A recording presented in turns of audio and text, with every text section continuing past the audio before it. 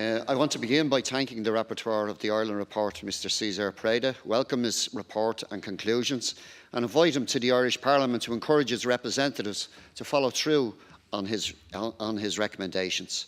The report rightly points out there is a deep concern in Ireland over Brexit.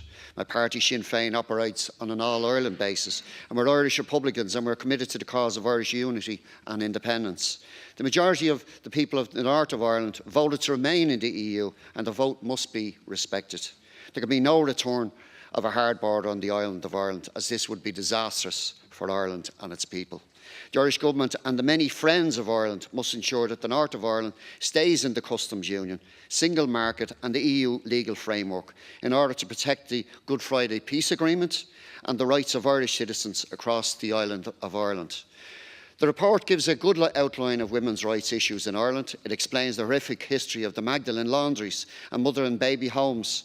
And Irish women were abused, tortured and exploited in these residential institutions. It's a dark and shameful period of our history.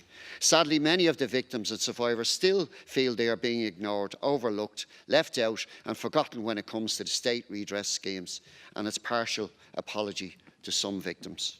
I welcome that the report calls for a thorough investigation and redress schemes to be accessible for all victims and survivors. I also support its call for the removal of Article 441.2.1 of the Irish Constitution, women's life within the home, and that our domestic violence bill passes through the Parliament without delay and complies with all the necessary international conventions on this issue.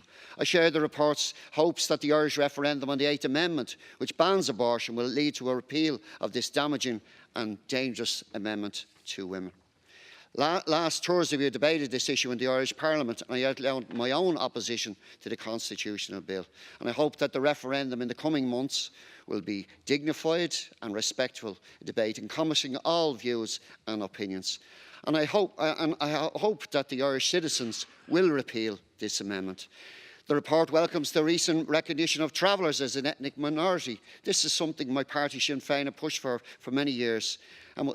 But a recognition alone will not alleviate hardship they experience in their daily lives. Less than 1% of Irish travellers currently go to third-level education, experience 6.5 times higher rates of suicide.